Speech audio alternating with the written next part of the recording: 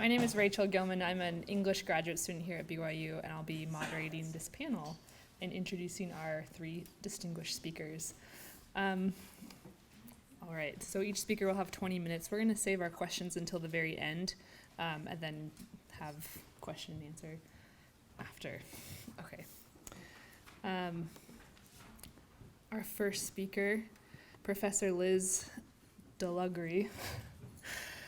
She joined the English department faculty at UCLA in 2008 and the UCLA Institute for the Environment and Sustainability in 2012. She teaches post-colonial literature courses on the environment, globalization, and militarism, the politics of food, women's writing and migration, and Caribbean and Pacific Island literatures. As a leader in the field of post-colonial eco-criticism, her scholarship has been supported by institutions such as the ACLS, NEH, Rockefeller, Mellon Foundation, UCLA Global Studies Program, Fulbright, and the Cornell Society for the Humanities. She is the author of Routes and Roots, Navigating Caribbean and Pacific Island Literatures from 2007, and is the co-editor with George Hanley of the Caribbean Literature and the Environment and Postcolonial Ecologies. She recently co-edited a volume entitled Global Ecologies in the Environmental Humanities, Postcolonial Approaches, and is completing a manuscript about climate change and empire in the literary and visual arts entitled Allegories of the Anthropocene. This is her second visit to BYU. We're glad she's back, having joined us last winter for a climate change lecture series sponsored by the Kennedy Center and the Environmental Ethics Initiative. Her paper is entitled Maritime Futures of the Anthropocene. Thank you. Welcome.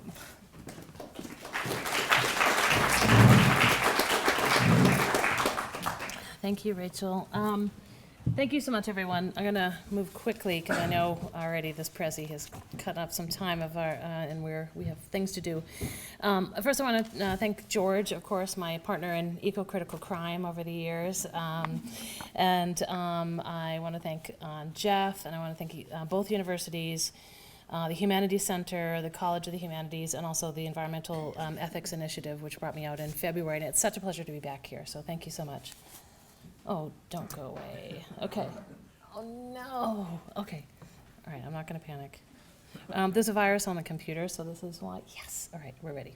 So this is work, a part of my new project, which is trying to think through the ontological turn, how we humanize extraterritorial space, which is to say the poles, the deep oceans, and outer space. And it's also an attempt to deal with a term that I use but I don't really like, which is the Anthropocene, and make a intervention and also into the environmental humanities, which is also a term that I have mixed feelings about. I think there's a lot of the conversation we've had in the past 2 days have really helped me think through how people are using both of these terms, and I hope we'll continue to talk about that. So the sea has long figured in scholarship as a space of diasporic crossings, a fluid space where national, ethnic, and cultural boundaries are dissolved. But new oceanic imaginaries are expanding from fluidity across transoceanic surfaces to theorizing ways of embedding, animating, and submerging, rendering the planet's vast oceanic space into place. So I'm not going to get into the details of this, but there's a whole history I'm going to skip through about the kind of reconfiguring of oceanic territory, and this is the biggest remapping of the 20th century, which is through the exclusive economic zones. So today I want to focus on a shift on the oceanic imaginary for the 21st century. So this is the one for last century, which is to say that we cannot see carbon emissions with our naked eyes, but sea level rise is perhaps our most visible sign of climate change. The Anthropocene has catalyzed a new oceanic imaginary where, due to the sea level rise, the largest space on Earth is suddenly not so external and alien to human experience. So this in turn has created this kind of cinematic gaze of this attacking ocean, right? So the part of this paper is to challenge the Anthropocene discourse of a singular human species, but also to foreground the interspecies ontologies that are shaping these new oceanic imaginaries. So this new visual economy of sea level rise brings about different aesthetics and more than human entanglements. So on the one hand, so in addition, so this is a gesture which I cut out of the paper, a whole rise in like Hollywood films in terms of the ocean as a kind of agent, right? And so I want to build on that.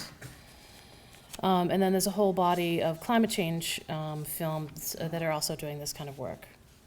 So on the one hand, there's a body of work that internalizes the sea. So let me get to Jacques Cousteau's. So Jacques Cousteau explains our flesh is composed of myriads of cells, each one of which contains a miniature ocean, comprising all the salts of the sea, probably the built-in heritage of our distant ancestry when some mutating fish turned into reptiles and invaded virgin land. Elizabeth Mann-Borghese, and she's one of the founding figures of the first convention of the law of the sea, she writes that every human is a good bit of planet ocean. 71% of his substance consists of salty water, just as 71% of the earth is covered by the oceans.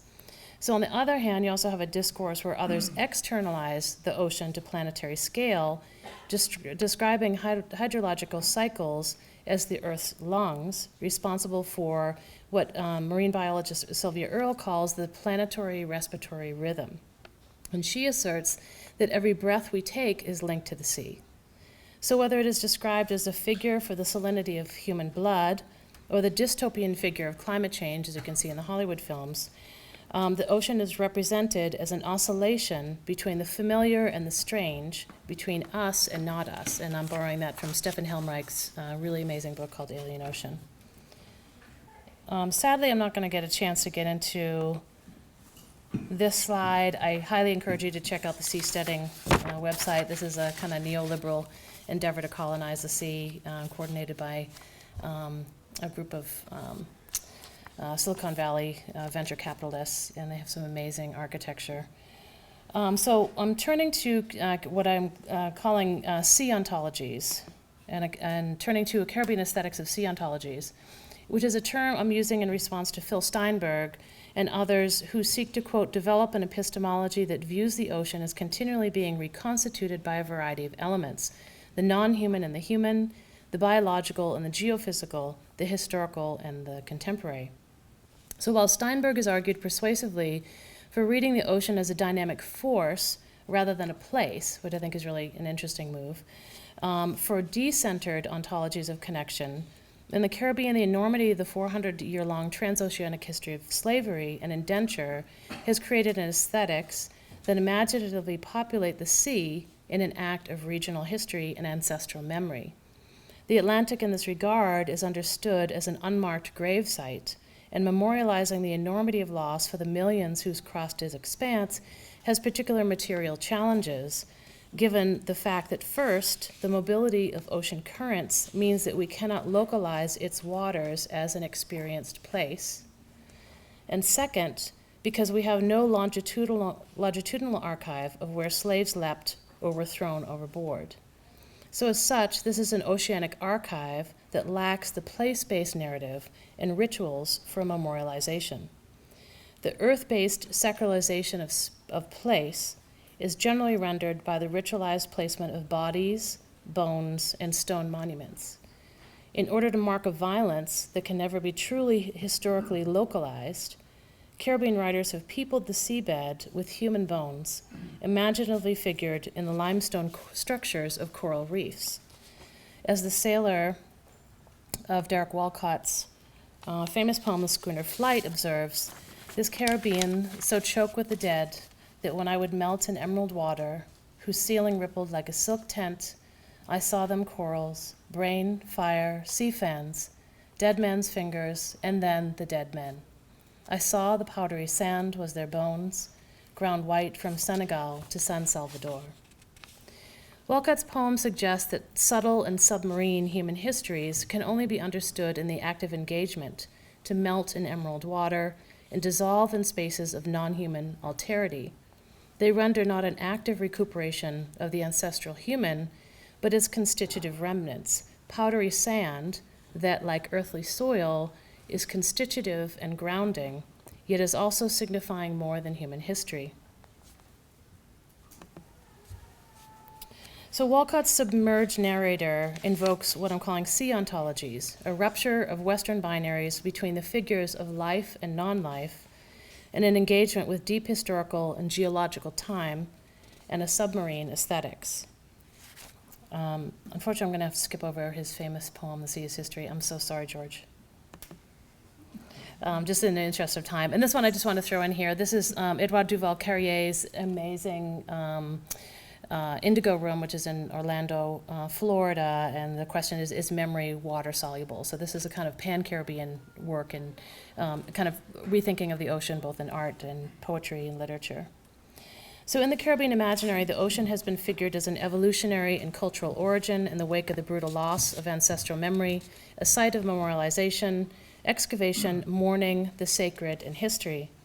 This is why it was not surprising that when Jason de Carey's Taylor began sinking life-sized human sculptures under the Caribbean Sea, that the majority of viewers assumed that this was an act of the memorialization of the lost lives of the Middle Passage. Yet the sculpture's temporal and multi-species engagements are more complex, suggesting that the ocean may collapse linear time, reflecting the lost lives of the past and memorializing as an act of anticipatory mourning the multi-species lives of the Anthropocene future. So with a series of cement sculptures sunken off the coasts of Mexico and Grenada, entitled The Last Supper, Time Bomb, The Bankers, The Anthropocene, Taylor has been levying a submarine critique of, to draw from one of his sculptures, the social and political inertia in response to anthropogenic climate change. The bankers literally have their heads in the sand. The Last Supper represents an unattended table set for two, a bowl of fruits, including hand grenades, and a half-eaten bony fish on one plate.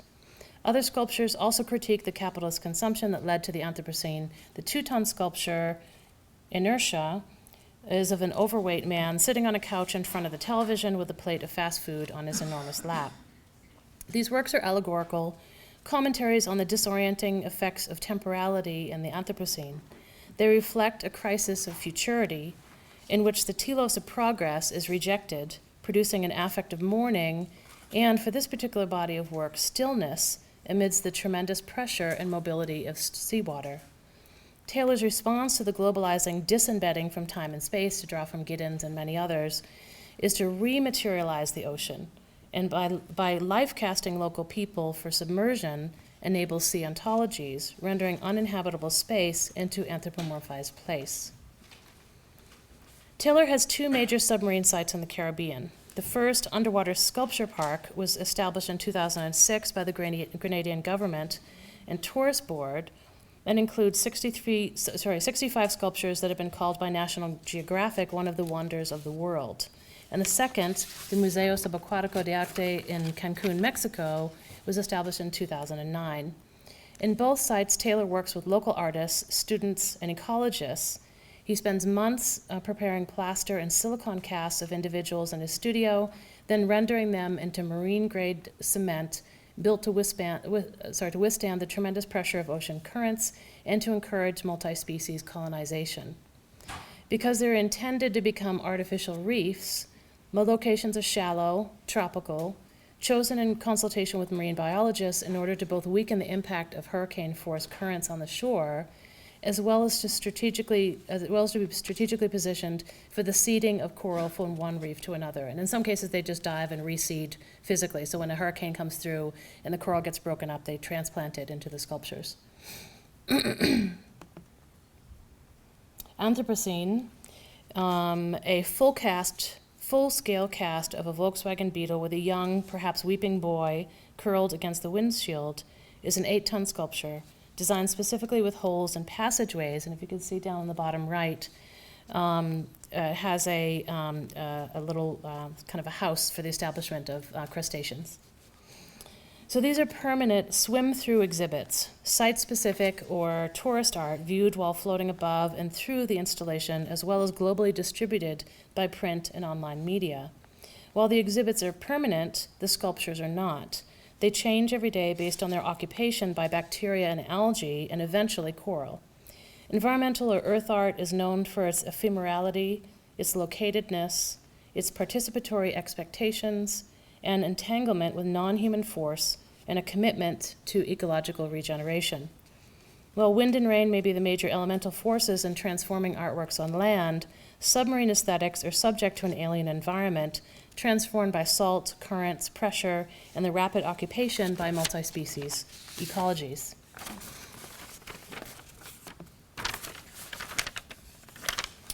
I'm going to skip over, there's some quotes here that are quite interesting from Borghese about the kind of distortion of time and space that happens underwater. And then there's another one that I'll show by Taylor, but I'm going to skip over that. So visitors to the sites describe their experience of the sculptures as creepy, spooky, and awesome due to the shock of seeing human forms in the depths of space deemed outside of human experience. Casting all the sculptures in terms of human scale adds a sense of their diminutive size in relation to the vast ocean, as well as their singularity. And I'll just show you the other quote from Taylor just while I'm talking. So it's this uncanniness, the engagements with human forms that appear distorted, larger, closer, and essentially matter out of place, to borrow from Mary Douglas, that lead to a phenomenological sense of their unheimlich, a feeling of that which is both familiar but also radically defamiliarizing. So these observations about temporality, place, multi-species life, and sea ontologies are brought together in one of Taylor's first sculptures called Vicissitudes, a circular structure of 26 children holding hands, which will be transformed through multi-species occupations. From the Latin vicis, to turn or change, Vicissitudes reflects an engagement with an uncanny oceanic temporality and mutability. While the process of locating the sites, casting human forms, and submerging them into the sea takes months, Taylor points out that as soon as the sculptures are placed in the sea, time speeds up and they are rapidly covered with algae, one of the first steps in the building of a coral reef. So here we see a ring of children facing outwards, holding hands as they unite to face some kind of external force or event. As life cast, the details of the children's contemporary clothing, which are jeans and polo shirts, are precise as are their facial features. Standing barefoot in the white sand, surrounded by blue waters, the boys and girls seem both at home in this environment, yet simultaneously creepy, as if responding to some threat that the viewer has not realized. They are outside of our viewing time, responding to something that positions our own temporality as belated. On closer look, their eyes are closed, suggesting some kind of group concentration and communication, positioning the viewer as someone interrupting an intimate moment or prayer. As they are generally viewed from slightly above, the ring shape is the predominant figure. Approaching the statues, one comes to realize that they are positioned alternately, boy and girl. There we go. A closer look reveals that they are the same two children, an uncanny doubling. The girl slightly taller than the boy, hair pulled back in a bun turned slightly right, the boy with close-cropped hair turned towards his companion to the left. As soon as the photos of Vicissitudes were released, people interpreted it as a monument to the lost lives of transatlantic slavery. And note that the sculpture dates to the 200th anniversary of the abolition of the British slave trade, which is to say 2007. So I'm going to have this a great quote here from Glissant, which I'm going to skip over in the interest of time. So an obsolete definition of vicissitudes is reciprocation and return.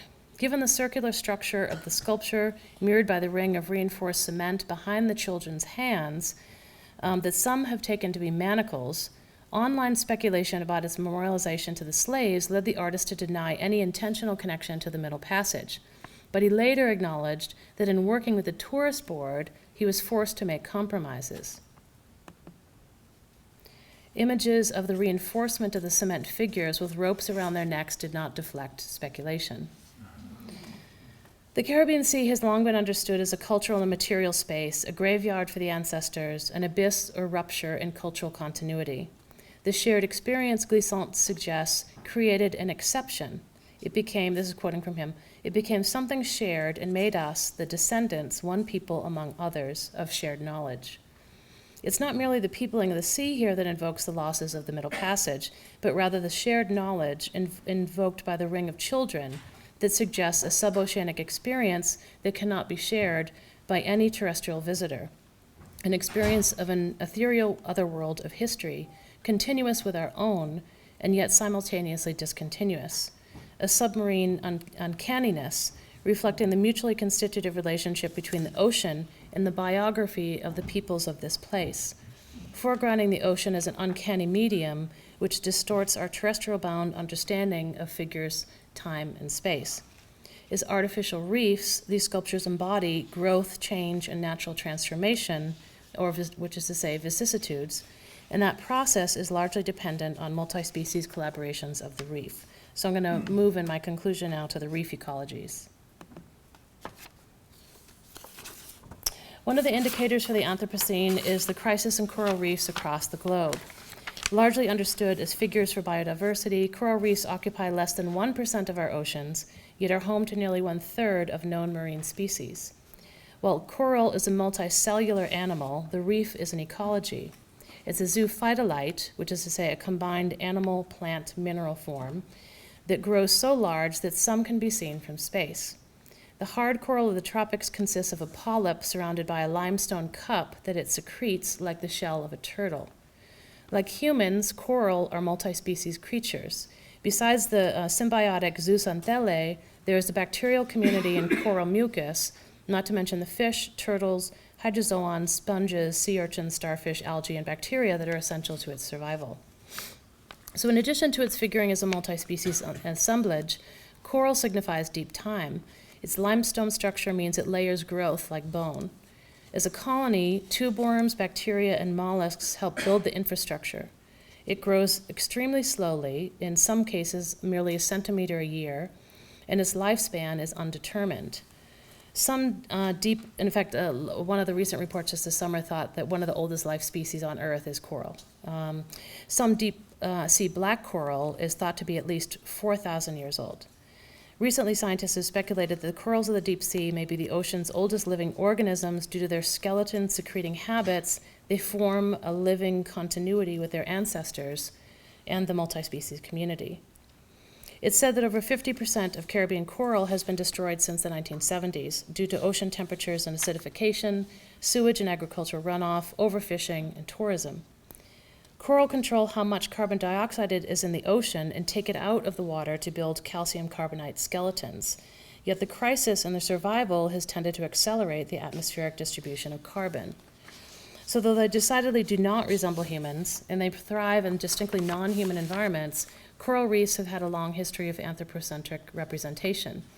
Helmreich has explained that early Western naturalists found coral to be an assemblage of flesh and stone that generated speculation about the boundaries of the living and the non-living, end quote. By the 20th century, anthropologists were using coral reefs as a metaphor for communal human culture and referring to them as submarine cities. They are popularly described as, quote, a city under the ocean where the citizens are bacteria, fish, eels, and sharks. So while the story of coral reefs has been anthropomorphized, like the concept of the Anthropocene, it has not been told with enough attention to the differentiation between the humans who contribute to environmental and atmospheric pollution. Threats to coral reefs are not evenly distributed. Predatory practices of transnational corporations and neoliberal regimes put far more pressure on resource extraction from post-colonial states of the tropics, which is to say overfishing, deforestation, the captured tropical fish for the aquarium markets, etc., than the global north, meaning that reefs are not just climatic barometers, but also serve as indicators of north-south inequality. So this entanglement between the history of submarine ecology, like a coral reef with the human, is brought to the foreground in Taylor's Vicissitudes, where the two children whose faces have been so precisely captured in sculpture are transformed into more than human features. So these are the same children we saw earlier, but now a few months later. So here we see the changes in vicissitudes, faces over the past 7 years as they become occupied by sponges, algae, bacteria, fish, and coral. The human component that renders the initial sculptures to speak to sea ontologies, the specificity of the shared knowledge of relation between the children has been reconfigured. Their faces, in particular, what function as a synecdoche for the human, are no longer recognizable. The visibility of the face ordinarily figures the human as a singular species, while the creatures inhabiting the face, eyes, mouth, or other facial features often signify a terrifying multi-species being akin to the futurity of the genre of science fiction. Now that his face is covered with algae, encrusting sponges and hydrozoans, the boy seems less accessible to human viewers, an alien, although all the more accessible to the multi-species bacteria and other creatures of the sea that establish coral reef ecologies. In her work on what she calls embodied knots of multi-species time, Deborah Bird-Rose speaks of what she calls a generational time that necessarily encapsulates death, a death that enables the existence of a new generation. This generational time is not necessarily understood in terms of species progressions, but multi-species sequences. In the transformation of the children of vicissitudes, we see this generational death, and to draw from Rose, quote, "We discern not the face, but the interface." There are at least 3 coexisting temporal strands that make up this knot in Taylor's submarine sculpture. One might read vicissitudes in terms of the living past. The Middle Passage lives at the bottom of the sea reflect a ontological time consciousness. We might also read the transformed children as a future species, a visibly multi-species Anthropocene having merged with the other residents of an increasingly oceanic and tropical planet. Finally, we might read this in terms of the present, of the representation of 2 children from Grenada facing an unspoken threat and a commentary on the contemporary environmental crisis in the Caribbean, one that is not anticipated or maybe not even seen from outside the region, but currently experienced, and the necessity for multi-species alliances in navigating through this crisis. In vicissitudes, thinking with, interacting with, viewing, touching, and perhaps being touched with fingery eyes, to borrow from Eva Hayward, is vital to the practice of interpretation. It is knowledge that is embedded or submerged in local contemporary context. This recognition of submersion brings about ethical and epistemological transformations. These transformations for the children of vicissitudes are truly unforeseeable, as their very eyes have been reconfigured by algae and sponges into other kinds of sensing mechanisms. The transformations are not to be confused with giddy multi-species ethnographies. Sea ontologies are about uncomfortable mergers, violence, digestion, and indigestion, to borrow from Haraway, radical displacement from places, figurative and otherwise, that we may call home. I believe this requires a rethinking of the Anthropocene itself as the only model for imagining our futures, which have been readily critiqued for its anthropocentric bias. As Anna Singh remarks, we become who we are through multi-species aggregations. This makes an enormous difference for our theories of human action in the world. How can humans act as an autonomous force if we includes other species that make us who we are? If we are not an autonomous force, what about freedom? And must we be the slaves of natural compulsion? What might it mean for multi-species aggregates to act upon the world? The question as to who we mean by we when we speak of our ecological futures is one of the greatest challenges to the Anthropocene. Haraway suggests that we put into play at least 3 different terms for figuring planetary futures. First, the Anthropocene, which helps to identify the human and particularly as a multi-species. Second, she borrows from Jason Moore's term Capitalocene, which helps to locate the era in political, colonial, and economic time. And finally, the Thulacene, which is Haraway's borrowing, well, from many sources, but also a reference to Greek figures like Medusa that represent the movement between worlds. She turns our attention to the chthonic ones, the not yet finished, oh wait, I have a slide for that. Let's go there. She returns our attention to the chthonic ones, the not yet finished, ongoing, abyssal, and dreadful ones that are generative and destructive. These are the subaquatic, the otherworldly others. Haraway argues it matters to destabilize worlds of thinking with other worlds of thinking. It matters to be less parochial. If ever there was a time of the need to be worldly, it is surely now, and I think all of us lack many of the skills. So I leave you with this last image of the children, one of whom looks towards us, perhaps expectantly, but it's not clear from which world. Thank you.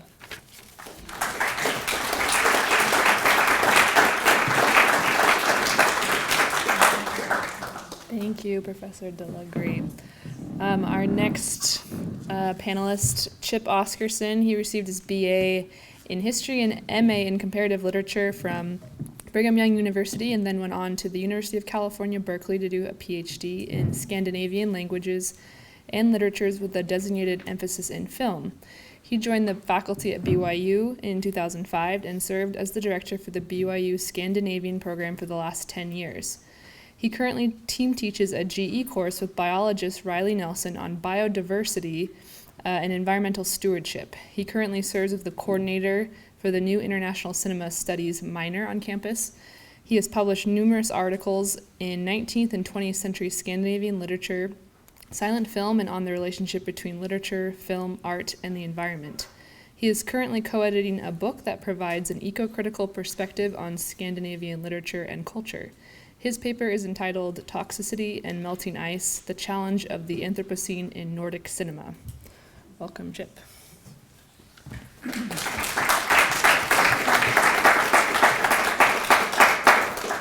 I'm thankful too for the organizers for putting this together, for inviting us, and for already the dialogue that's been taking place.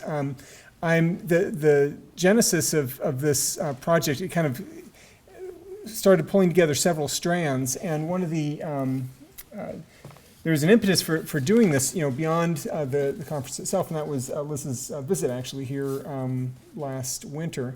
Got me rethinking about some things that I had dealt with in a research project that was dealing with a while back with the representations of the Chernobyl nuclear accident in Scandinavia, and so this is coming back to some of those things. What I came to realize is that some of the insights from that project have important implications for thinking about other key environmental issues such as climate change, as both toxicity and climate change contribute to the idea of the Anthropocene, and the Anthropocene gives us some theoretical structures for dealing with it. And that this is so this is where this is going today, and it's originally I had this vision of having this breadth across contemporary Nordic cinema, and really most of my discussion today is going to focus on a particular film and some of the blind spots that it creates for itself by not anticipating this idea of the Anthropocene, even though it seems to be setting it up. But I'll end my paper with some references to some of these other interesting works that I think are going on right now. Rachel Carson's book, Silent Spring, was important not only as a catalyst for bringing attention to some key specific ecological issues, namely the introduction of dangerous chemicals into the food chain and environment, but also because it wrestles with the fundamental problem modern humans have of imagining themselves as being embedded within the non-human or more than human world. As the age of globalization accelerated to ever-dizzying speeds, Carson asked how we, as a species and from our various vantage points, conceive of ourselves as biological organisms that affect and are affected by invisible links binding us to our environment. The challenge is not exclusively, but significantly one of representation. The sheer magnitude of the scale involved in thinking these questions pushed the limits of human imagination and fundamentally called into question the popular notion that had emerged in the post-industrial age that humans were fundamentally different than nature. And I think that it's interesting, actually, that Carson, to do this, had to break out of kind of established literary and scientific writing genres to do this, for which she got a lot of criticism and praise. Now, over 50 years later, we're still grappling with some of these same issues. How does one, for instance, imagine climate change, and from what perspective? It has no smell or taste necessarily. You cannot even know when you see it. An individual's subjective experience of local weather patterns is, of course, not always indicative of larger trends and conditions. Most greenhouse gases are invisible to the human eye. And so the fact that we have just recently exceeded 400 parts per million CO2 in the atmosphere can only be detected through a network of specialized sampling stations and satellites. For many, the data points these systems produce are entirely opaque and need to be plotted on a chart or graph and interpreted to make sense. And even then, we're dealing with a significant level of reduction and abstraction. When I think about climate change, I'm forced into the realm of the symbolic. Think scientific diagrams, or the metonymic. You think images of melting ice, in the Arctic and polar bears on melting ice. So here we have generic polar bear on melting ice, right? Or we can consider this slightly more self-ironic take on the polar bear's plight that builds within it the awareness of how these tropes are so obviously constructed by the human mind to provoke pathos and hopefully action. Clearly, there are problems with this type of reduction and representation, not the least of which has to do with ambiguous research about the actual effects of climate change on polar bears. But this really isn't the point anyway in where I'm going today. The bigger issue at stake, not that polar bears don't matter, that we'll just save that for another time, someone who knows more about it. The bigger issue at stake is how conceptual categories and representations can limit our ability to perceive important facets of a situation or problem. As many have already argued, the North, and the Arctic in particular, is susceptible to appropriation and misappropriation of many forms because historically it's been imagined as a blank, uninhabited space outside of time, history, and modernity, a tabula rasa upon which human culture projects its own desires and fantasies. The fact that the Arctic is categorized now by many as the canary in the coal mine in regards to climate change is only the latest in a long line of appropriations of this place. This projection is not without a scientific basis. Abundant evidence indicates that the Arctic is particularly vulnerable to changes in the climate, and that tendencies barely perceptible in some parts of the world are exaggerated by orders of magnitude in parts of the far north. Be this as it may, there is considerable danger in reading the Arctic and sparsely populated North only as wilderness space. Distancing this space and emphasizing its geographical remoteness sets it up as a contrast to human culture and de-emphasizes the way in which human existence and prosperity have historically been linked to these places, and indeed how the idea of wilderness itself is a constructed idea that hides itself, as Bill Cronin suggests, behind a mask of its own naturalness. Today, I'll be looking more in depth at one documentary, but I'm going to gesture to a few others at the end, documentaries from Scandinavia that each grapple, although in different ways, with coming to different conclusions about the perceived split between humans and nature, and attempt to reimagine the place of humans in our contemporary age that has been called the Anthropocene. And now we have kind of a split audience here, many who have been part of this conference already, and we've been talking about the Anthropocene. 2 sentences on what we're talking about with a couple sentences, what we're talking about with the Anthropocene here, and why it's important to this discussion. Of course, this is a term that has been debated, about its usefulness to apply to our current geological age. Paul Crutzen, who is the chemist who is credited with first suggesting this with some colleagues, points to some of the major system-changing influences that humans have had, transforming the surface land of the earth, damming and diverting major rivers, artificially fixing more nitrogen than the planet's ecosystems, et cetera, not the least of which, of course, is changing the actual chemistry of the atmosphere. Now, the term has not been, as of yet, accepted as an official geological distinction, but insofar as the concept forces us to confront the illusion that humans stand outside of nature, or that nature is somehow out there, in places like the far north, insulated from modernity and human action, it's a very useful concept. Furthermore, this idea forces us to confront the uncomfortable truth that we have already changed the planet in profound ways, and that we have to consider not only how we've already altered it, but also how we will continue to alter it, whether we like it or not. The realization that untouched nature and wilderness, at least as we imagined it, simply no longer exists, forces us to take new responsibility for our choices and actions, as I hope to demonstrate by a quick look at these documentaries from Scandinavia, that each approach this question in an interesting and productive way. The first of these documentaries, the one I'm going to talk the most about, and undoubtedly the most problematic, is the documentary by kind of the grandfather of Swedish documentary, Stefan Jarl. The film is The Threat from 1986. And exemplifies the very problems of dualistic thinking that the concept of the Anthropocene seeks to redress. While the last 3 that I'll touch on more briefly deconstruct this split and seek to explicitly deal with the problem of how we imagine ourselves as integrated into and part of the natural world. The film The Threat, focuses on the spread of toxicity, especially the radioactive fallout from Chernobyl in the wilderness of northern Scandinavia. How it imagines the spread of this invisible intrusion into this landscape has much in common with the crisis of climate change itself. In both cases, the event was, at least initially, invisible to the remote locations affected. The pollutants could not be detected by human senses except through technological equipment and mediation. Furthermore, the pollution was pervasive. Everyone born after the detonation of nuclear weapons in the mid-20th century and the testing of nuclear weapons and the explosion of Chernobyl have traces of this radiation. We have these traces in our bones.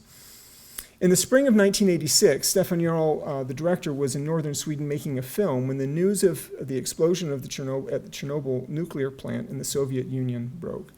Prevailing winds at the time brought a radioactive cloud up over northern Scandinavia, where it rained, concentrating large amounts of radioactive cesium on the ground.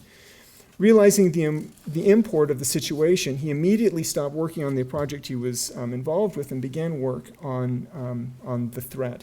And it's interesting, in Swedish it carries two titles. As the original title, which is hotet, which means the threat, kind of directly in Swedish, as well as the Sami word for it, ukadus, which I'm sure I'm mispronouncing since I don't speak Sami. But of course, up in northern Scandinavia, there is an indigenous population, which is going to be very important to where we're going here. So let me show you just a clip here from the, if it's going to work. From the beginning, dedicated to his children.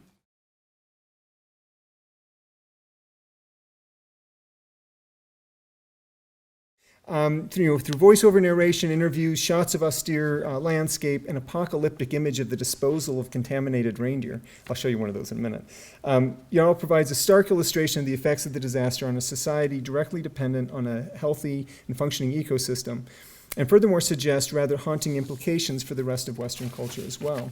This opening sequence of the film documents this pristine, wild beauty of northern Sweden, owl, fox, rabbit tracks in the snow, a snow-covered landscape, and lakes freezing over with no sign of human presence or habitation. The narrator states that it's early October, the first snows have fallen, and that we are as far north as one can go in Sweden, emphasizing the remoteness and seclusion of the scene, right? That Sweden is organized on a north-south kind of axis. The inhabited areas are in the south, the far north is as remote as you can go. As the camera rests on a shot of the snow-covered mountain here, the train enters suddenly and without warning, moving quickly from right to left with whistle blaring.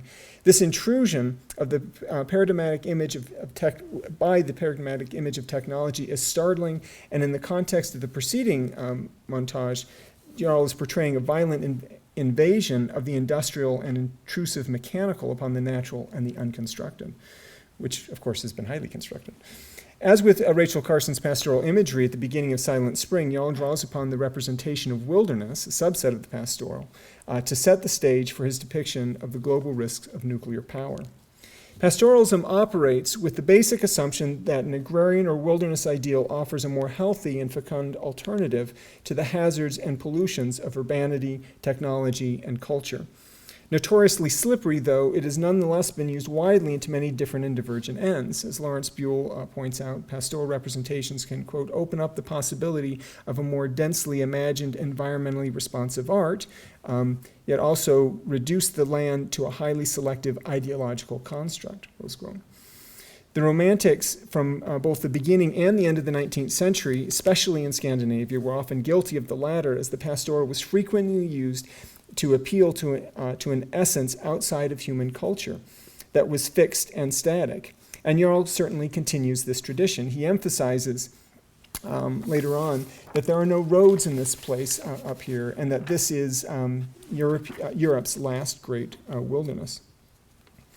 On the one hand, Jarl uses the idea of contaminated wilderness to point out that the exposure to remote sources of toxicity reveals exactly how linked humans are to ecological systems on both local and global scales. But in doing so, he both acknowledges but simultaneously neglects the indigenous people who inhabit this land, and sets up nature and these people as something distantly removed, almost from the human, right, from mainstream human society.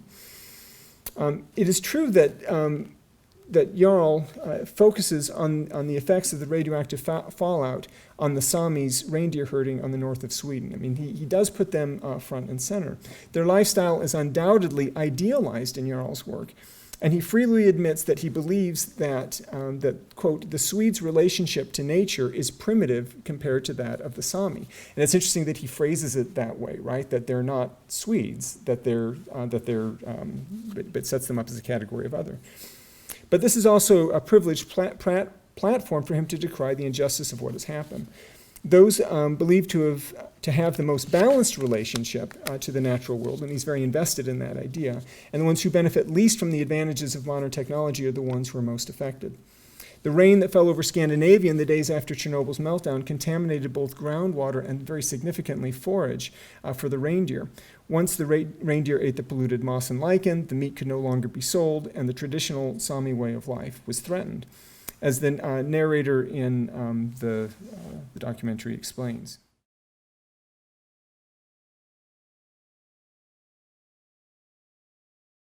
Here, this is this quote again. I use the term Sami. It's Lapp is the historical term, and it's still sometimes used in Swedish, but it's the preferred term usually now is Sami.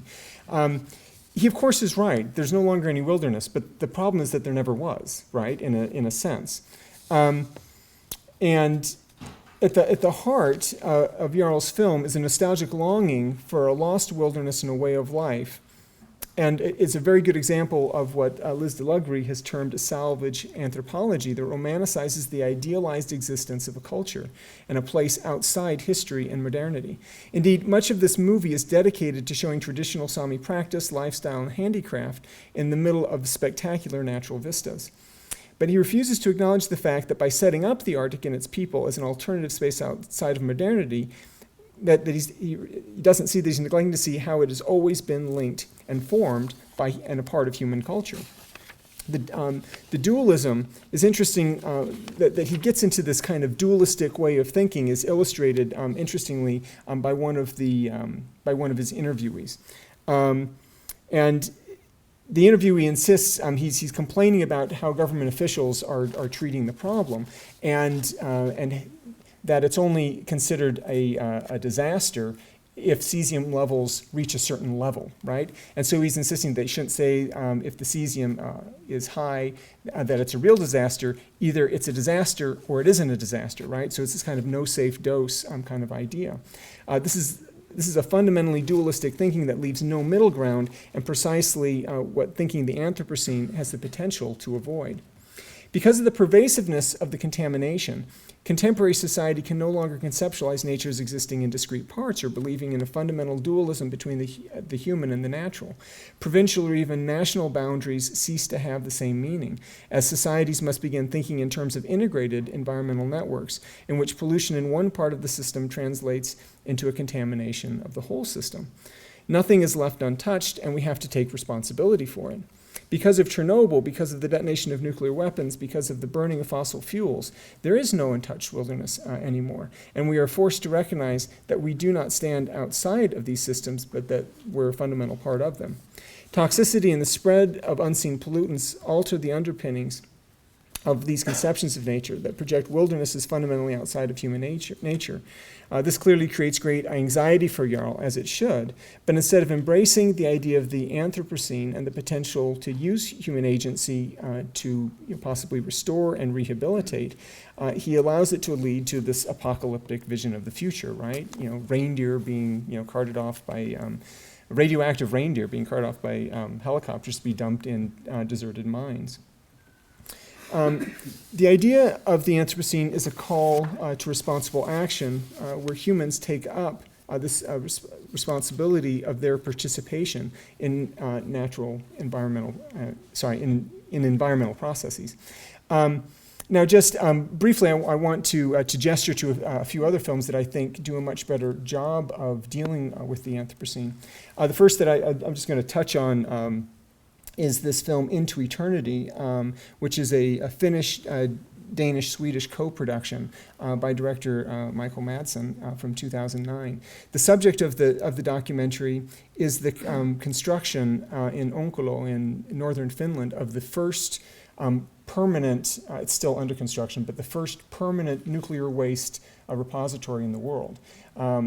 And some of the challenges that go along with doing this. Okay, so this is kind of related to some of the other experiments like the clock of the long now and things like this, because the challenge is how do you build something like this that has to last for 100,000 years, right?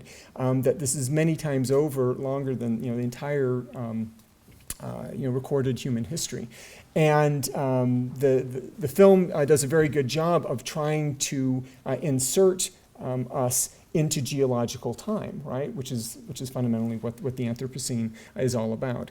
And one of the ways that it does this I think in a very interesting way is the use of the tunnel, right? The tunnel where you enter this space, which seems to be outside of time somehow, and it slows things down. At the same time that it's talking to all of these scientists and putting them in these kind of very, posing these very uncomfortable questions about how can we begin to conceptualize what 100,000 years even begins to look like. Okay. Now, another one that I want to put, just because I think this is George's favorite film, is the work by Swedish filmmaker Mikael Kristersson. These are two of his more recent films, The Kestrel's Eye from 1998 and Light Year from 2008. What's interesting about the work of Kristersson is that these are clearly nature documentaries, but they're nature documentaries that want to assume a type of biocentric perspective or try to imagine what a biocentric perspective might be. In the case of Falken's öga, the eye of the Kestrel's eye, it follows a pair of nesting kestrels, and instead of kind of following, two birds that live in the outside of human habitation, these kestrels live in a church tower. And so half of the film, you're watching these birds do what birds do, and that's the really exciting part, according to George. We taught this once in a class, and it takes a little bit of convincing for the students, right? Because birds spend a lot of time looking for rodents and newts and things like that. But the other half of the time, you're watching the birds watch people, right? It's right in the center of human habitation, and that's what's so interesting, is the way that it decenters human perspective, and you begin to understand how the kestrels and humans are linked in some interesting ways. This later film, Light Year, is a similar type of project, but instead of being in a church tower, it's filmed entirely in his backyard. And it is a really stunning nature documentary without narration, without any of that kind of apparatus to kind of guide us through, that has incredible visual appeal as you begin to understand what's literally beneath our feet. And what's really spectacular about this is that he must have filmed so much that his family just started ignoring him completely, because they walk in and out of the frame, and there's these conversations going on, but it's always off center. The human isn't the focus of it. These seem to be better conceptualizing this idea of the Anthropocene and the way that humans are involved in and participate in these kinds of systems. Jarl romanticizes about the landscape outside of time and history that he thinks is somehow our true home. But by positioning the remote north in this way, he risks inviting us to evade facing up to fundamental responsibilities and understanding our participation in the system. The idea of the Anthropocene, while frightening to consider, forces us to own up to how humans are part of the very forces of nature. It becomes a call to action to understand the agency of our species and the unique role it plays in the functioning of both local and planetary systems. Thank you.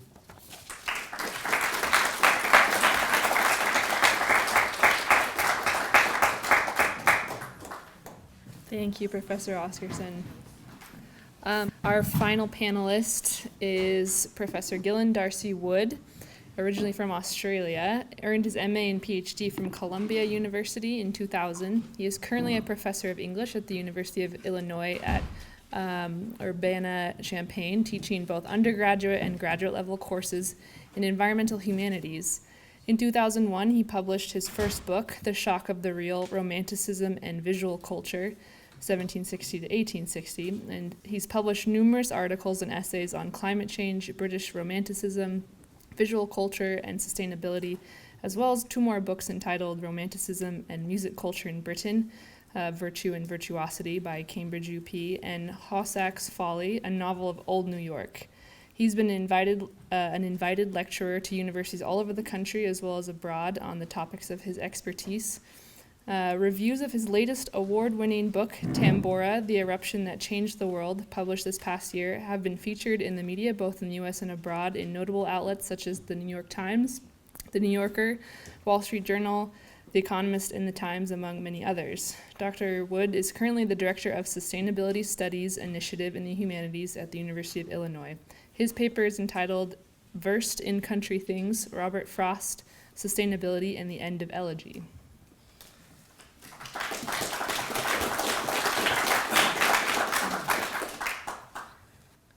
Okay.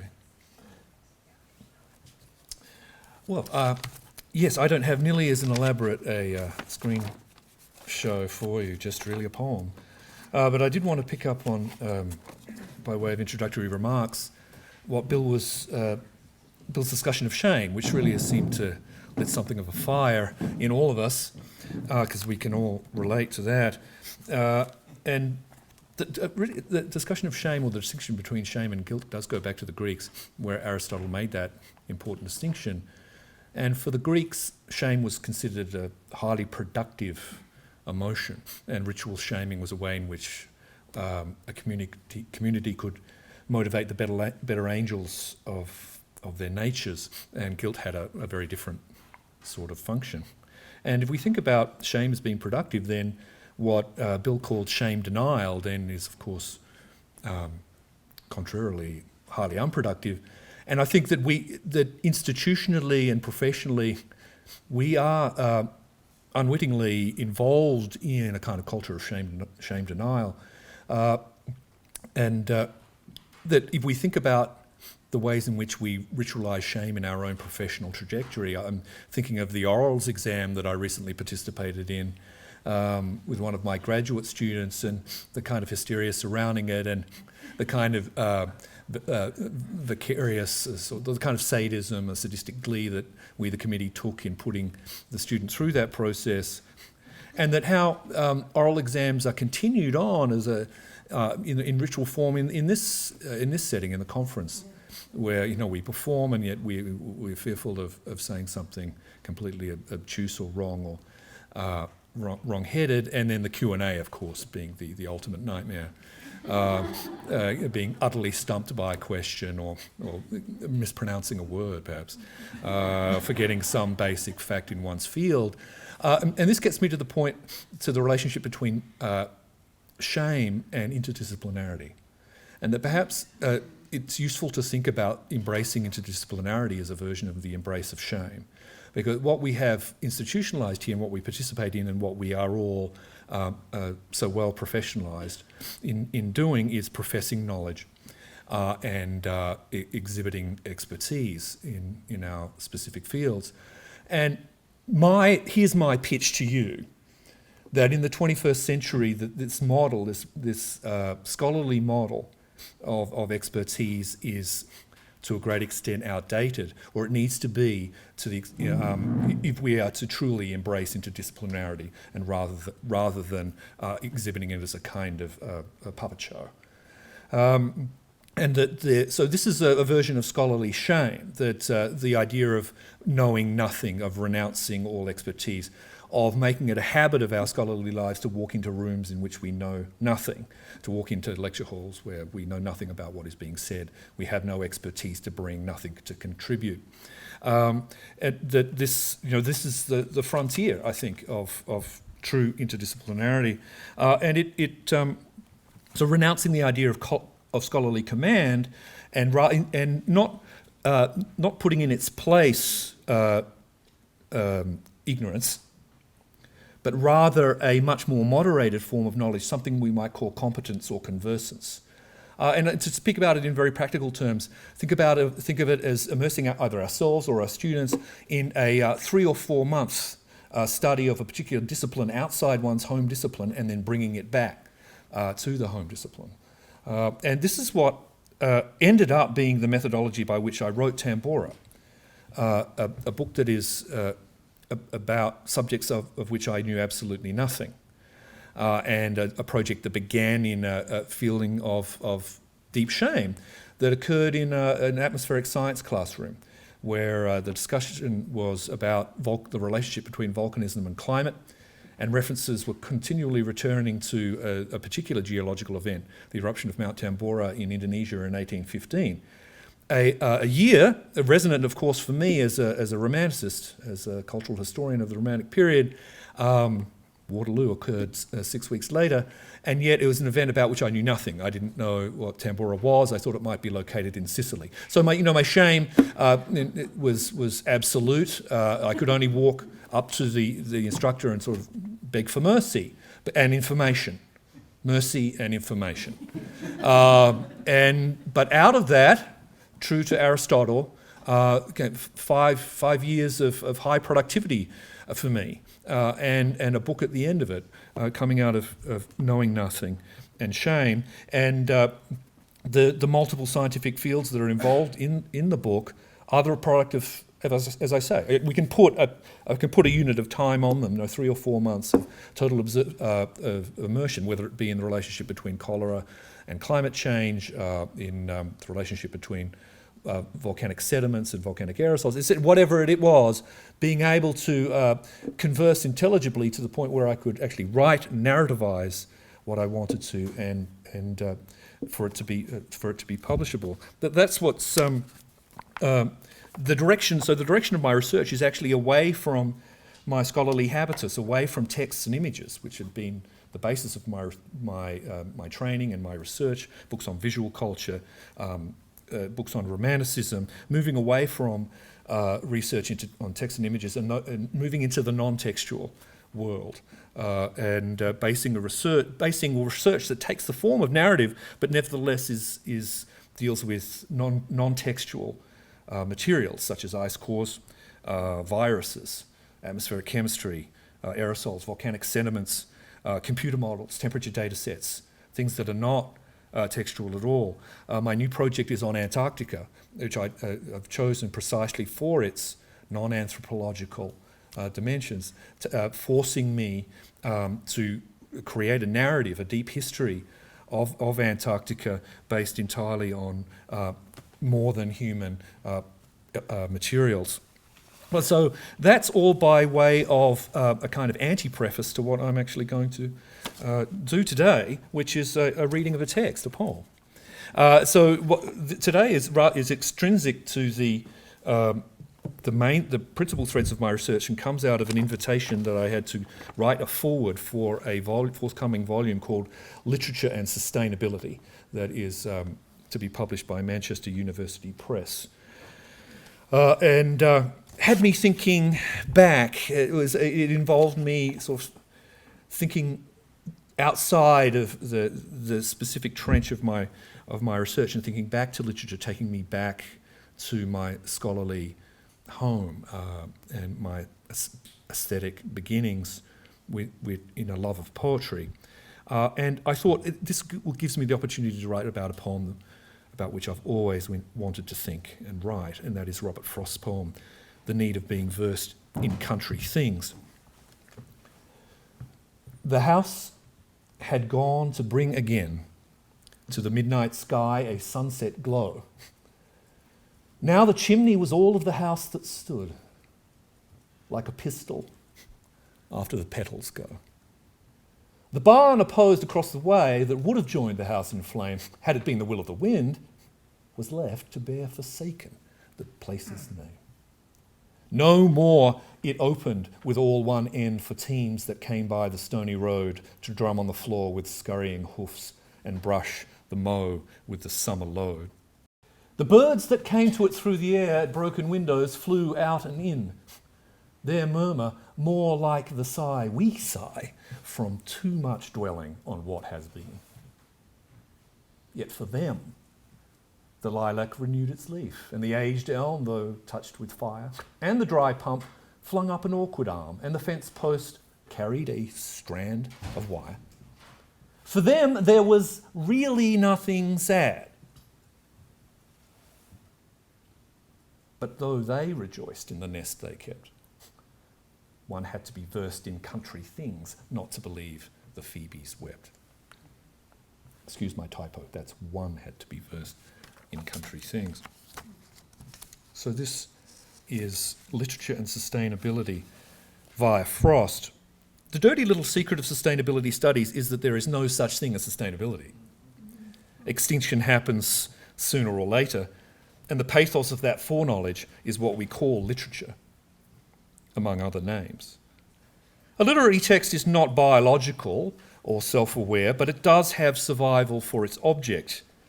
The words in their making intuit the chanciness of their conception, the horizon of their extinction, and seek out a niche of difference. Notice I said difference and not originality, which is why good books most resemble other good books. Literature is not death-driven, but rather autopoetic, self-making, ecological. The literary, though not itself living, enacts life, its own coming into being, together with the sense of an ending. So unlike other verbal artefacts, memos or menus or internet blog postings, literature in this self-sustaining sense neither represents nor expresses. It is language itself hell-bent on survival. It rages against the dying of the light. So a successful poem is no ordinary text. It's closer to what ecologists call an idea model, a playful, data-light adumbration that captures essential features of a complex real-world system, be it the psychology of love, a field of daffodils, or the death of kings. Now, a note to MFAs. If your poem doesn't have this capturing quality, it's unlikely to survive its first reading. So what does it mean to say that literature is ecological? Mere words in a group do not become art. I'm defining art here as a thing we feel under a compulsion to revisit. So mere words don't become art unless they play with chaos, with the happenstance of their own being. Literary fictions, poems, or prose mimic the contingency and chaos of the biophysical world, like Keats's salt sand wave, crashing one time only on the beach. Our own biophilia, a topic around which I think Bill was talking earlier, our own biophilia, surely the one true gift of consciousness, is the source of our fascination with literature, including that which makes no reference to nature. The literary, like organic forms in a complex system, is neither inevitable or predictable. You read the poem over, and it is never the same. You read it over and over because it is like falling in love with the true contingent world, not some ideologized plastic replica you've been sold as the real thing. Complexity, for the ecologist, describes a self-organizing system based on simple rules and prone to chaotic behaviour. Such is literariness. That pleasure in texts that late 20th century scholars were so eager to deny themselves. But the years of plenty are behind us. Scarcity looms. It's time to shore up the fragments of our ruins, to reconsider why literature in the age of Twitter and downsized humanities might yet be indispensable to the long emergency of the 21st century. Complexity, which I'm calling literariness, is not a first principle, but a material happening. It can happen in a frog pond. It can happen in the act of reading. Complexity derives from plectere, to weave. Penelope is the first and emblematic narrator of the Odyssey. She undoes and begins again on the same story with an ending she cannot fill in or foretell because she is living it. Complexity is a measure not of words or things, but the amount of information a system stores. That's what the answer that an ecologist will give you. For example, an Elizabethan sonnet is 14 lines, but its commentary fills volumes. Complexity is an ecological measure and the measure of literariness in a text. Far from being a disposable luxury, then, literature, its body and being, is indispensable to sustainability as a concept because it's among the few human examples we have of true resilience. The canon itself, resilience. Sustainability, like survival, is a positive concept. It happens. It's ongoing. It takes work. Sustainability is thus written in the imperative mood. So in this poem, I'm getting to the poem now.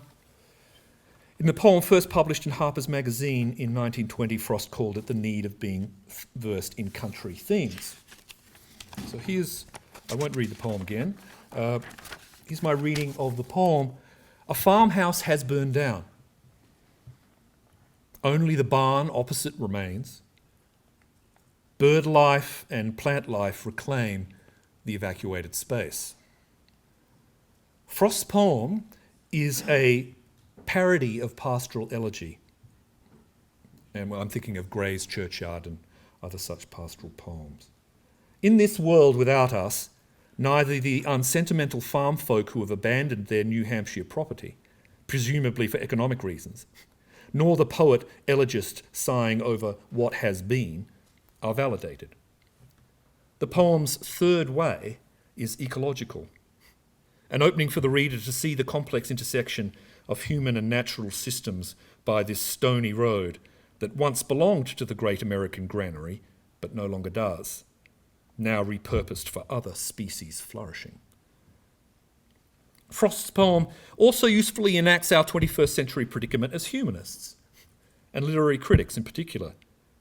The poem is a mental struggle for both poet and reader, a hard-won, incomplete transition from the safe haven of romantic irony, the weeping Phoebes, to a post-humanist ecological worldview in which there was nothing really sad. Now, Frost's tone is the cue. The disaster that opens the poem, the house had gone to bring again to the midnight sky a sunset glow, the disaster that opens the poem is never signalled as a tragedy, nor is the historical depopulation of American rural places, which is its crucial context in the early 20th century. With the physical farmhouse gone, there remains only mindful, imaginative dwelling. But this risks, for the poet, too much morbid brooding, the sighs we sigh over what has been. So too much morbid brooding at the expense of observation of the non-human world. This is the key point. Elegy or observation. This the poem does for us as a caution against anthropocentrism. It's a lesson in sustainable perspective, a verbal idea model, simple in design, dense in content, that captures essential characteristics of the infinitely complex human nature dialectic over time, as the scientists always remind me to say, over time. The birds, the flowers, the building, and the elegiac eye are there, but so are the phantom horse teams, the farmers, and the fence builders of time past. But for all its impressive romanticism of memory, the dark thought underlying Frost's poem, as so many others of his poems, is that the world does not care for us, whatever. It's a panic room revelation, very much of our own time. The narcissisms of both reader and poet are rudely shattered by the indifferent birds and trees. Now, Frost's cheerful risk here, pushing back against all that weeping and sighing, is also to gesture the consignment of his own poem to the scrap heap, like graffiti on an abandoned barn wall. But the wisdom of country things and the poem that promotes them teach us otherwise. Frost's 1920 poem survives, along with its birds and trees, because it is not the poem it was. It has been undone and rewoven for retelling in a new century. What is left for us as activist readers in the 21st century is to find a new and different niche for the human along the post-human lines that the poem lays out for us. Notice I said a niche, not a grave. Why the urgent need for rural knowledge? The need of being versed in country things. Frost's chaste poem never resorts to the tavern ribaldry of Shakespeare's doomed prince cheesing Ophelia, as you remember, about country matters. Why were you speaking about country matters? This is not the territory. But Frost's demand that we know country things has an erotic call all of its own. The promised knowledge of being versed is itself verse. It must take on a beautiful shape to be sustainable. We've been talking a lot about ecology and beauty and the necessity or otherwise of beauty. I think Frost has a thesis in this poem. After all, without art and desire, nothing really lasts. Ideas are forgotten, feelings die, and knowledge is lost. Although there is really nothing sad in endings as such, as Frost reminds us, to be a literary survivor, to be versed, is to understand the always tenuous resilience of natural forms, be it bird life or poems about birds, films about birds, or the global human community transitioning too slowly to a post-carbon age. Now, the challenge as I see it of Frost's poem is to view his instructional scene, which is the abandoned barn, without irony. Now, there's a thought experiment for us. Sustainability without irony. Is that possible? Can we put aside for a moment the cool lens of critique, together with the doomsday of sighs, weeping and sadness that is the critical ironist's lingua franca?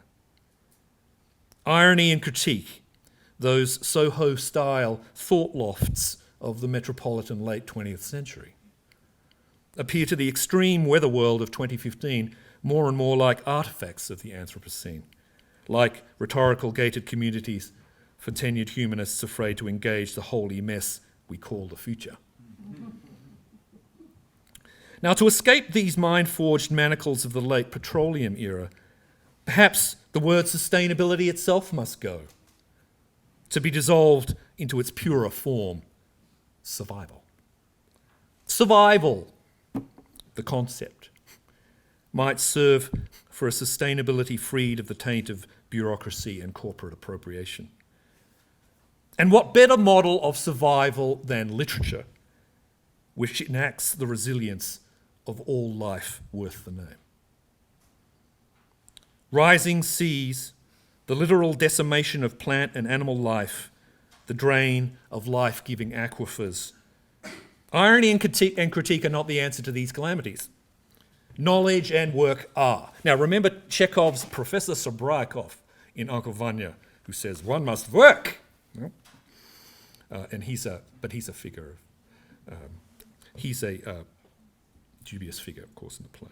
For all of us in the academic humanities, the pressing need must be to explore well beyond our disciplinary comfort zones, to get ourselves versed in country things, be it the global climate system, the life cycle of the gannet, or the rice futures market. For all of us, the need should be to better educate students who have never properly looked at a night sky, who have no idea who made their genes, or how the animal died which fed them today. Knowledge and work. That's the unapologetic positivism of sustainability.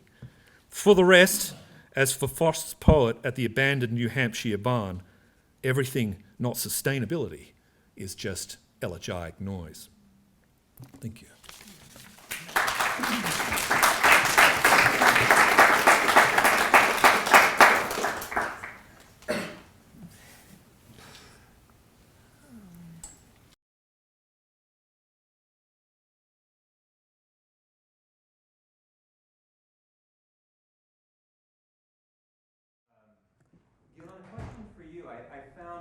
your argument, the reading very excellent, and the argument you build around it really compelling.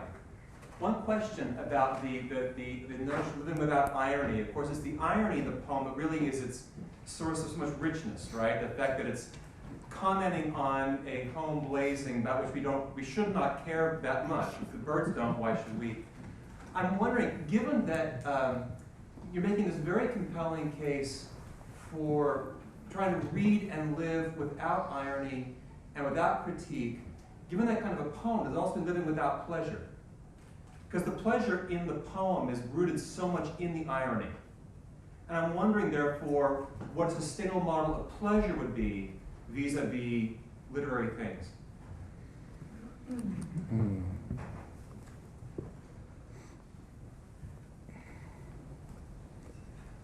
I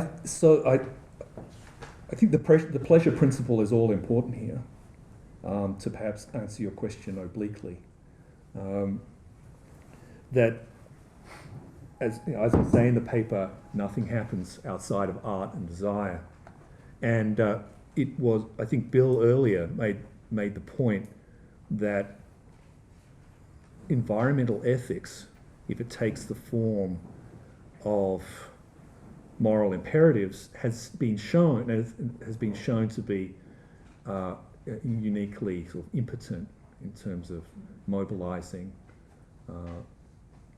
hearts and minds. I think this is, brings us back to the strength of literature, and I think today has been an interesting day of provocations.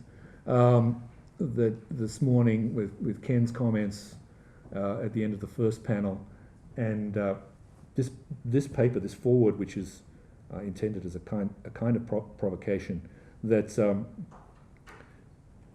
it's in marking a return for me out of the years and years of researching outside of the literary canon and then returning to it and almost re-encountering its visceral power. I suppose that is what I call without irony. That's what I was attempting to name, was a kind of power. So yes, I suppose ambiguous in the context of reading a poem saturated with irony and reading it itself ironically. I think I'll stop there and allow another question. Could you quote the last two lines of the poem? Did they get cut out? No, I couldn't see them, but I wanted to say something about And one would have to be versed in country things not to believe the Phoebes wept. Because it's that interesting construction that I think gets to the heart of what he's saying too. And it reminded me of the end of Wallace Stevens' The Snowman. One must have a mind of winter not to The nothing that see is there. the nothing that is not there and the nothing that is. And it's interesting how it's both disavowing and yet claiming the necessity of that very pathetic fallacy in a kind of non-ironic way. It's sort of imagining what it is not to have imagination, which is, I think, a really interesting double move of this poem.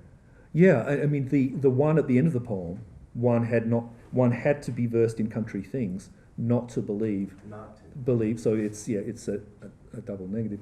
That who is this person? It's not Frost. It's not us. We're being told, we're being given the idea that the Phoebes weep. So is there a space outside of the romanticism of nature? And he's gesturing toward that post-humanist, post-romantic space. And what I wanted. So I think it's an interesting template. It's a kind of textbook entry that might do well in Joni's book. So keywords for sustainability: don't believe the Phoebes weep. I wonder too if you could see it rather not as post-romantic, but as Frost channeling Wordsworth, which he often does, in suggesting that Wordsworth would call it nature's lore instead of country things, that there is this other way of conceptualizing our relationship to nature that the Phoebes get and we don't get, and yet the pleasure here might be the melancholy. The pleasure of melancholy is that we think about what we've lost and we don't despair only of the loss. We've opened up a contemplative space about loss. So I don't know if I see it as post-romantic, this poem, as much as suggesting that there are different forms of lore. There's the book learning lore, which may be the pastoral elegy that he's undermining. But then there's nature's lore, which is playing out in this farm, and that there has to be an observer there to see those two different modes of knowledge. I don't know if that makes sense. And the observer is self-chastising, Mhm. and necessarily. And what have we been doing these last couple of days except, I think, chastising ourselves and politely policing each other about how we should think and feel and operate and deal with these extraordinary systemic problems we face both within our educational professions and the scary borderlands outside of them.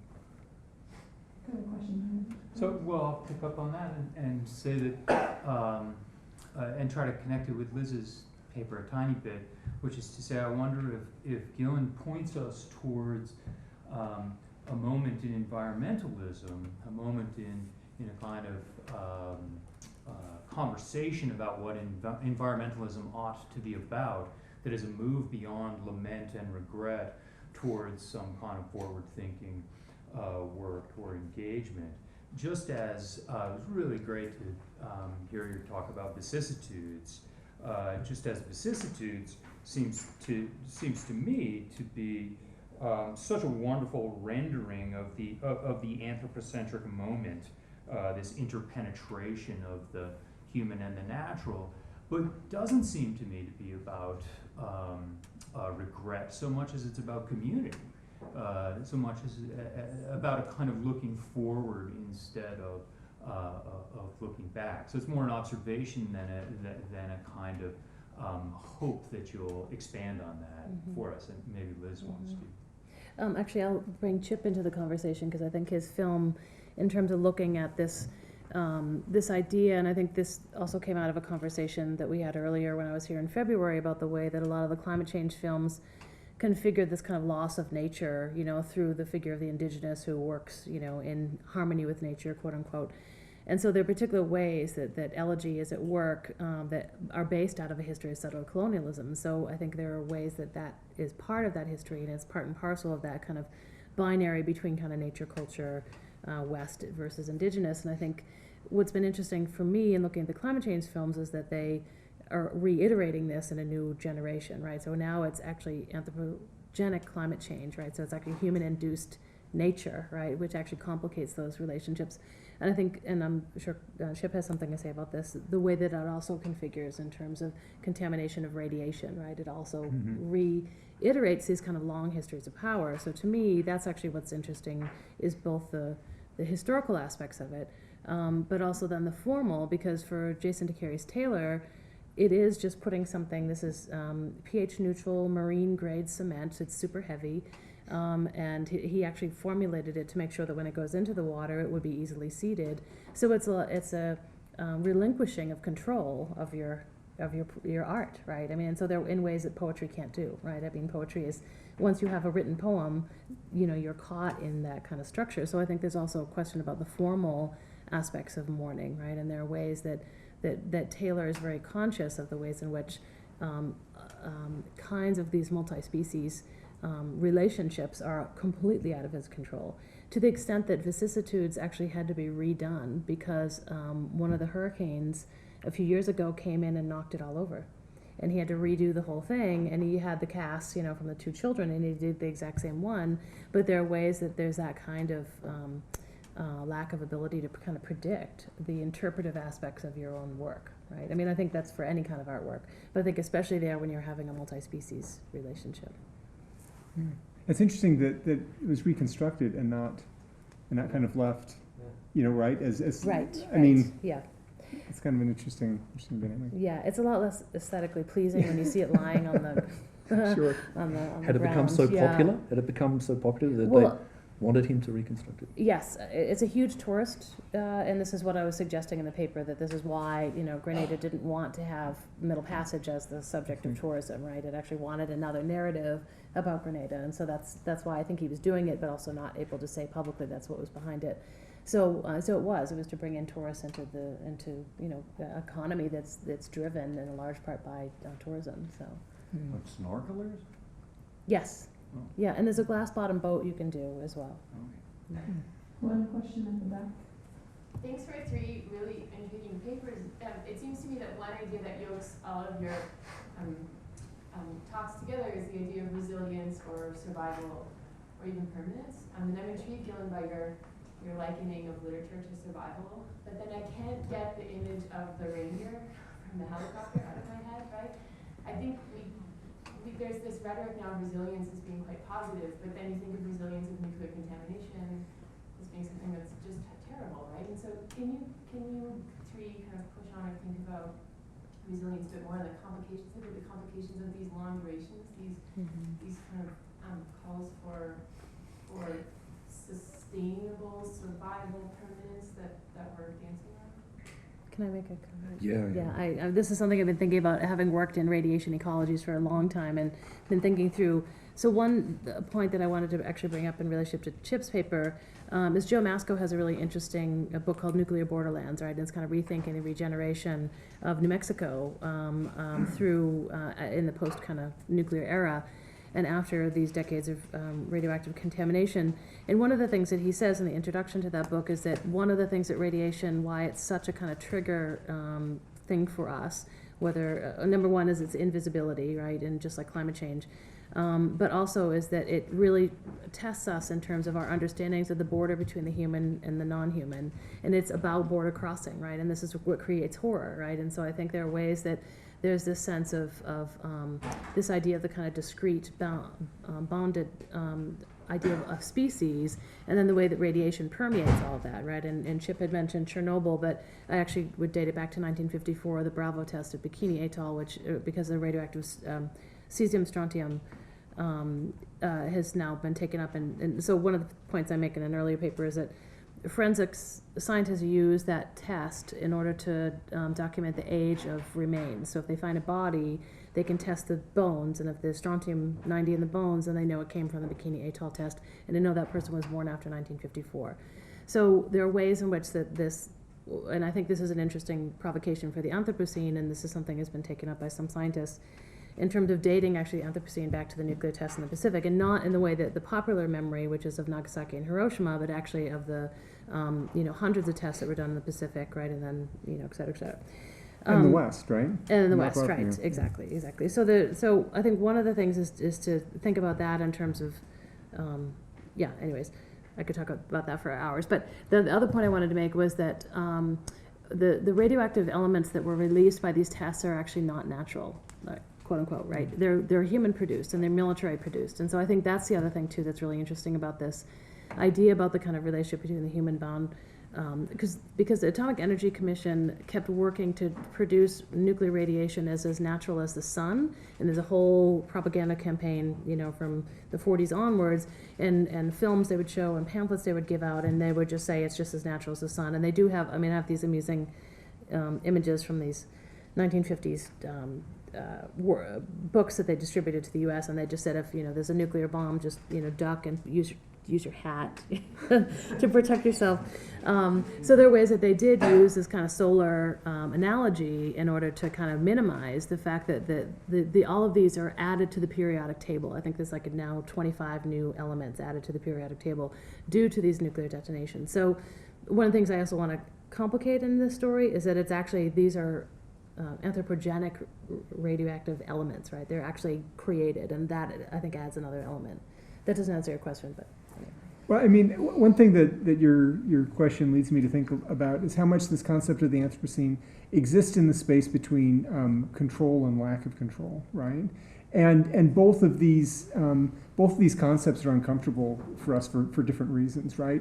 Clearly to not be in control one is vulnerable, and in some ways this is, I think, maybe what Bill is getting at with this notion of shame, right? This recognition of dependence on these systems that we don't control, and that Katrina happens, and other kind of Tambora happens, right? All these things are that we don't have control, and then yet at the same time there's a way that we're producing these things, right? That there's and that there's this negative aspect to it, in the kind of the toxic aspect of it, but that it opens up, the space too for thinking about how that control can be used in in positive, kinds of ways, which is equally uncomfortable, actually, because it sounds like a justification, and it easily can slip into this rhetoric of justification in the same way that resiliency, I think, can too. It can kind of excuse, it can kick the can down the road,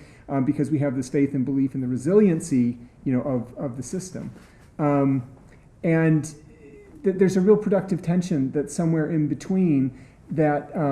Actually, as Bill and I were talking about this in our car ride on the way down, you're talking about this notion of humility, which is kind of this forgotten, and this actually, what Gillen was talking about, of this, it's not ignorance, right? But this kind of humility in the face of things we don't yet understand, and being willing to reconfigure what I do understand in light of that. And that seems to exist within the same space, and is how I think of the Anthropocene as kind of being those things.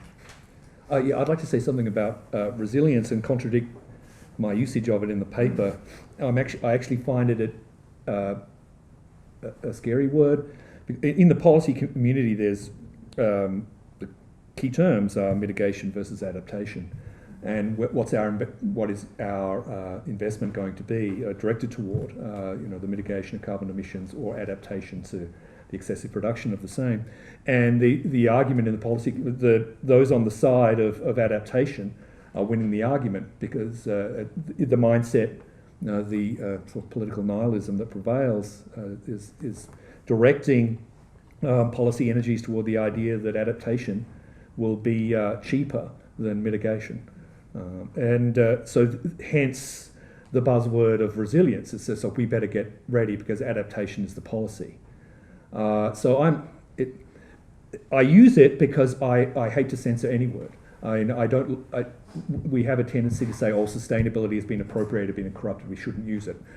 Or the Anthropocene is inherently corrupt. I don't like any. I prefer Samantha's. I'm a romanticist and like Samantha. I like new words. The revolution can't happen without a whole new vocabulary. But resilience does have a sinister ring to me. I just have a quick. Sorry, we really have to. I just want to say one quick thing, which is you guys emphasized multi-species aggregation in your panel, as opposed to what we were talking about yesterday, which is aggregation. So thank you. Okay, thank you. Thank you to all of you and to our panelists. Let's give them a round of applause.